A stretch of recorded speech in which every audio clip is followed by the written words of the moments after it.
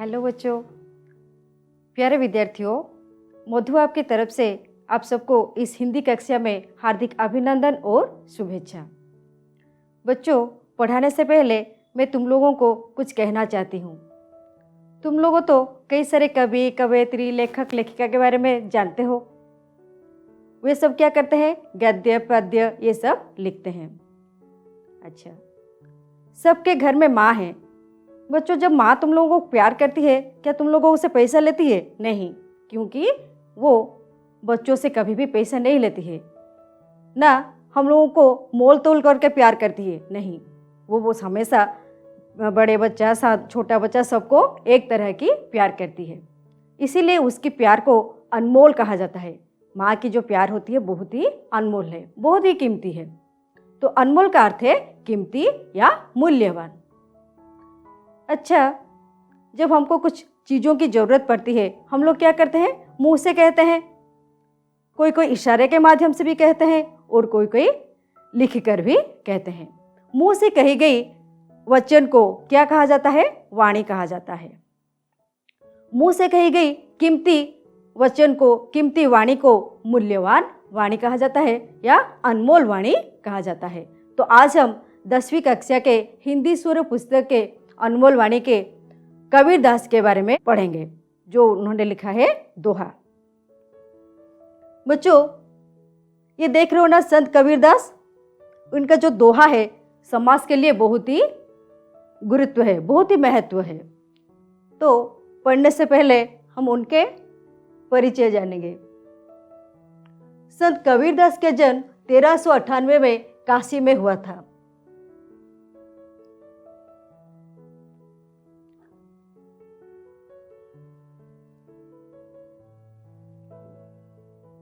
संत कबीरदास का जन्म कब हुआ था? 1398 में काशी में हुआ था। काशी को हम वाराणसी के नाम से भी जानते हैं। लोग कहते हैं उनका जन्म हिंदू परिवार में हुआ था, पर उनका लालन पालन, इनका पालन पोषण एक मुसलमान परिवार में हुआ था, जो कि जुलाहा दंपति थे और उनका नाम था नीरू और नीमा। नीरू और नीमा उनके माता पिता थे। वो मुसलमान धर्म के थे और जुलाहा दंपति थे। कबीरदास ज्यादा पढ़े लिखे नहीं थे, पर अपनी वाणी के माध्यम से समाज में घटित गड़बड़ी को दूर करने की प्रयास किया। रामानंद स्वामी उनके गुरु थे। कबीर जी अंधविश्वास, जाति पात, ऊंच नीच आदि की कड़ी निंदा की और सच्चाई, भाईचारे आदि पर बल देते थे। तो वो अंधविश्वास को नहीं मानते थे, जाति पात को भी नहीं मानते थे, ना ऊंच नीच, ये सबकी वो कड़ी निंदा करते थे। वो सदाचार, नैतिकता, सच्चाई, भाईचारे आदि पर बल देते थे। उनकी इस वाणियों को उनके शिष्यों ने बीजक नामक ग्रंथ में संग्रहित किया। उनके शिष्यों को कबीरपंथी भी कहा जाता है। कबीरदास तीर्थ व्रत, जप तप, मूर्ति पूजा, बाहरी आडंबर आदि की कर्मकांड को छोड़कर सच्चे दिल से निर्गुण भक्ति भाव से भगवान की पूजा करने के लिए कहते थे। उनकी भाषा को मिश्रित खड़ी बोली कहा जाता है। बच्चों, उनकी भाषा को क्या कहा जाता है? मिश्रित खड़ी बोली, मतलब बहुत सारे भाषाओं का समाहार। उनकी खड़ी बोली क्यों कहा जाता है? क्योंकि वो चारों ओर घूमते थे, जो ज्ञान हासिल करते थे उसको ही अपने दोहे में स्थान देते थे। उनकी भाषा को खिचड़ी या साधु कड़ी भी कहा जाता है, क्योंकि कई सारे भाषाओं का समाहार है, इसीलिए खिचड़ी कहा जाता है। कबीर जी के दोहों को साखी भी कहा जाता है, क्योंकि वो साक्षात चारों ओर घूम फिर कर जो ज्ञान हासिल करते थे उसको ही अपने दोह में स्थान देते थे, जो मैं तुम लोगों को पहले बता चुकी हूँ। दोहा मतलब हिंदी का छोटा सा मात्रिक छंद है।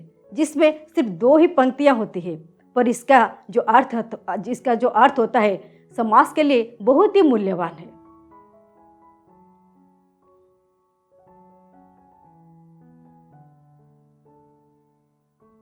देखो बच्चों, ये कबीर जी का विजय ग्रंथ है। इसको उन्होंने इस विजय ग्रंथ में उनके शिष्यों ने सब दोहा संग्रहित किए हैं। तो चलो दोहे के बारे में देखते हैं, आगे बढ़ते हैं। दोहे में क्या क्या लिखा हुआ है। सांच बराबर तप नहीं, झूठ बराबर पाप, जाके हृदय साच है, ताके हृदय आप कबीरा, ताके हृदय आप। जो तो को कांटा बुबे, ताही बोयत फूल, तो को फूल है, बाको है त्रिशूल कबीरा, बाको है त्रिशूल। धीरे धीरे रे मना, धीरे धीरे सब कुछ होय, माल सींचे सो घड़ा, रित आए फल होय कबीरा, रित आए फल होय। तो यह है कबीर जी का विजय ग्रंथ। देखा आप लोगों ने। तो अब हम जो दोहे थे, मैंने अभी अभी जो कहा तुम लोगों को दोहा सुनाई अभी, उसके अर्थ के बारे में जानेंगे। सांझ, सांझ का मतलब सच। जाके, जाके मतलब जिसके। हृदय, हृदय मतलब हृदय। ताके, ताके मतलब उसके। तो को यानी कि तुझको। ताही, ताही मतलब उससे।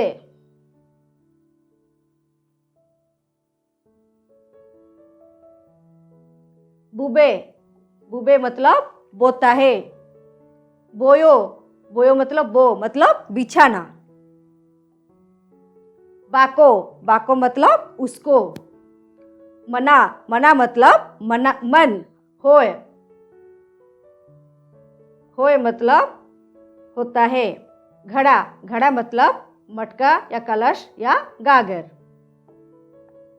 तप, तप का मतलब है तपस्या। पाप, पाप का अर्थ है कुकर्म, अख या पातक। सौ, सौ मतलब एक नंबर, एक संख्या है। 99 के बाद आता है ना 100। ये जो सारे शब्द है, ये सब है खड़ी बोली रूप है। ये जो शब्द है इसको क्या कहते हैं हम? खड़ी बोली कहते हैं। जो सच, जिसके, हृदय, उसके, तुझको, उससे, बोता है, बिछाना, उसको, मन, होता, गागर, तपस्या, आग या पातक, 100, ये सब क्या है? सब हिंदी के खड़ी बोली रूप है। चलो अब हम देखेंगे जो दोहा हम लोगों ने अभी अभी सुना ना, उसके भावार्थ। सांच बराबर तप नहीं, झूठ बराबर पाप, जाके हृदय सांच है, ताके हृदय आप। मतलब पहले दोहे में निर्गुण भक्ति को कभी बल देते हुए कहते हैं कि संसार में सांच, सांच मतलब सत्य, सत्य के बढ़कर कोई तपस्या है ही नहीं। सिर्फ पहाड़ में जाकर कोई जप करता है तो उसे हम तपी नहीं कहते हैं, ना तपस्वी कहते हैं, ना कहेंगे तप, वो तप कर रहा है। सच सबसे बड़ी तपस्या है। और झूठ, झूठ से बढ़कर कोई पाप नहीं। बच्चों, जब हम झूठ बोलने के लिए कोशिश करते हैं, एक झूठ छिपाने के लिए कई सारे झूठ की जरूरत पड़ती है, पर सच कभी भी नहीं छिपता। इसीलिए हमेशा हमको सच्चाई की राह पर चलनी चाहिए और सत्य बोलना चाहिए। कभी कहते हैं जो हमेशा सत्य बोलता है उसका मन और हृदय हमेशा निर्मल रहता है और वहाँ स्वयं भगवान निवास करते हैं। इधर बच्चों देखो, कवि ने कहा ना, अपने दोहे में लिखा है आप का मतलब कवि इधर स्वयं भगवान को दर्शाते हैं। और समाज हमेशा सत्यवादी का आदर करता है और पापी का अनादर करता है। चलो बच्चों, दूसरे दोहे की ओर चलेंगे। देखो बच्चों, इधर देख रहे हो ना तुम लोग, 3 फोटो है, मतलब 3 तस्वीर है। देखो पहले तस्वीर में क्या देख रहे हो? कांटा है। कांटा क्या हुआ है? उंगली में चुभ गया है। और क्या हुआ है? उंगली में चुभने की वजह से उसकी उंगली में से खून बह रहा है। और उसके बगल में क्या देख रहे हो? कुछ फूल हैं, फूल है ना? और उसके बगल में क्या है? एक बड़ा सा त्रिशूल है। अच्छा बच्चों देखो, कांटा बहुत छोटा है पर ये त्रिशूल जो है वो क्या है? कांटा से भी बहुत बड़ा है। तो कभी कहना चाहते हैं कि जो तो को कांटा बुबे ताही बोए तो फूल, तो को फूल को फूल है बाको है त्रिशूल। यह सत्य है, प्रमाणित है। हम लोग जैसा काम करेंगे हम लोगों को उसी तरह का फल मिलेगा। मतलब जैसी करनी वैसी भरनी। कभी कहते हैं कि जो तेरी रास्ते पर कांटा बोता है, मतलब सचमुच की कांटा तो नहीं बोता है, जो हम लोगों की बुराई करता है, बुराई करने के लिए सोचता है, तुम लोग उसके राह पर फूल बिछाओ। मतलब इस तरह के सचमुच फूल नहीं बिछाना है। हम लोग को क्या करना है? उसके लिए हमेशा उसकी मंगल कामना करनी चाहिए और उसकी भलाई करनी चाहिए, ताकि तुम लोगों को तुम्हारी अच्छी काम के लिए तुम्हें अच्छा फल मिलेगा और उसको उसकी बुरी काम के लिए बुरा फल भी मिलेगा। कभी कहना चाहते हैं कि अच्छा काम करो और अच्छा फल पाओ।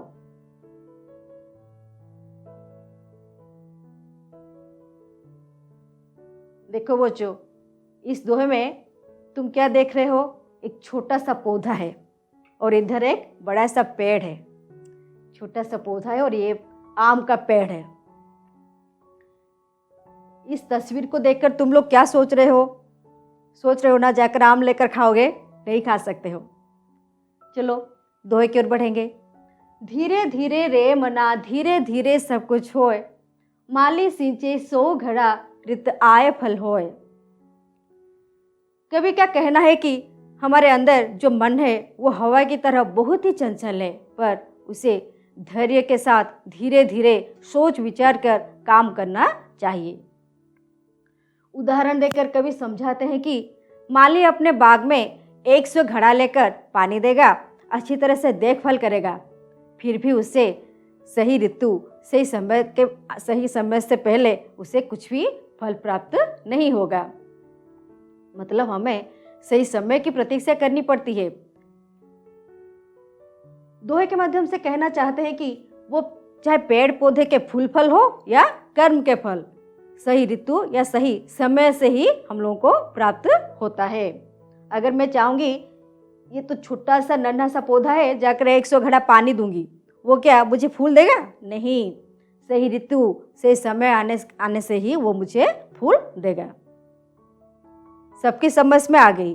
चलो मैं तुम लोगों को कुछ सवाल पूछती हूँ। सवाल पूछने से पहले तुम लोगों को मैं तुम लोगों को कहना चाहूँगी, 3 दोहे में से हम लोग को कुछ नैतिक शिक्षा मिलती है। क्या शिक्षा मिलती है? पहले दोहे में से हम लोग को यह शिक्षा मिलती है कि इंसान को हमेशा सच्चाई की राह पर चलनी चाहिए और सच्चाई बोलनी चाहिए। दूसरे दोहे में से हम लोग को क्या सीख मिली? हमें हमेशा दूसरों की मंगल कामना करनी चाहिए और भलाई करनी भी चाहिए। तीसरे में हम लोगों को क्या सीख मिली? मनुष्य को कभी भी धैर्य नहीं खोना चाहिए। अगर धीरज रखकर काम करेंगे तो हमको सब कुछ फल मिलेगा। निम्नलिखित प्रश्नों के उत्तर दीजिए। किसके बराबर तप नहीं? किसके बराबर तप नहीं? सच के बराबर सांझ। किसके बराबर? सांझ के बराबर तप नहीं।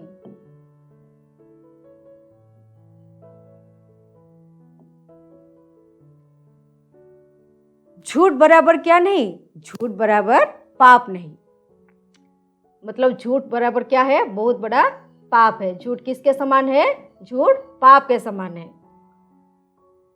जिसके हृदय में सांझ है वहां कौन रहते हैं? जिसके हृदय में सांझ है, मतलब जो हमेशा सत्य बोलता है, उसके हृदय में स्वयं भगवान निवास करते हैं। कौन निवास करते हैं? भगवान निवास करते हैं। मैं तो सिर्फ एक ही शब्द में लिख रही हूं, पर तुम लोगों को क्या करना है? पूरे वाक्य में उत्तर लिखना है।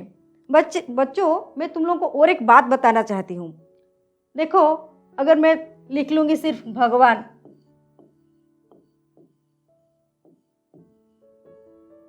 तो ये सरासर गलत है। ये सरासर गलत है। क्यों? क्योंकि उसके ऊपर जो ये शिरोरेखा है ये नहीं है।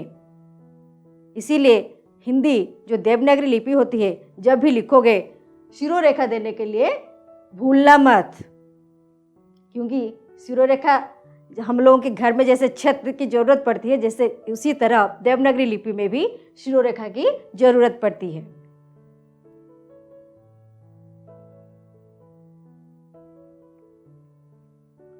अब कुछ विलोम शब्द के बारे में जानेंगे। फूल। फूल का विलोम शब्द क्या है बच्चों? फूल का विलोम शब्द है कांटा।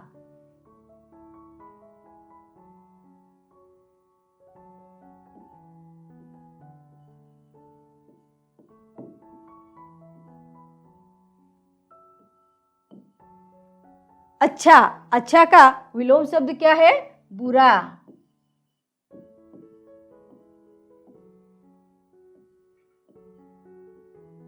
पाप। पाप का विलोम शब्द क्या है? पुण्य। सच। सच का विलोम शब्द क्या है? झूठ।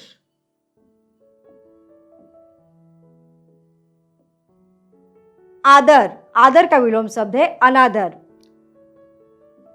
जो सच बोलता है समाज उसका क्या करता है? आदर करता है। जो झूठ बोलता है उसका अनादर करता है। इसीलिए हमको हमेशा सच बोलना चाहिए। अब हम समानार्थी शब्द के बारे में जानेंगे।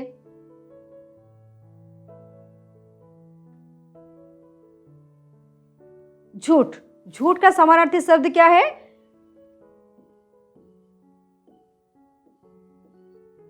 मिथ्या।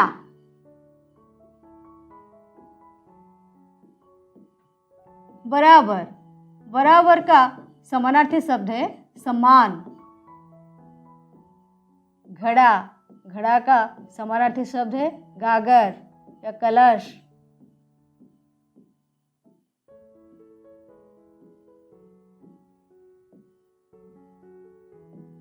पाप। पाप का विलोम शब्द है कुकर्म या घातक भी कह सकते हैं। तो बच्चों, आज के लिए इतना ही। धन्यवाद।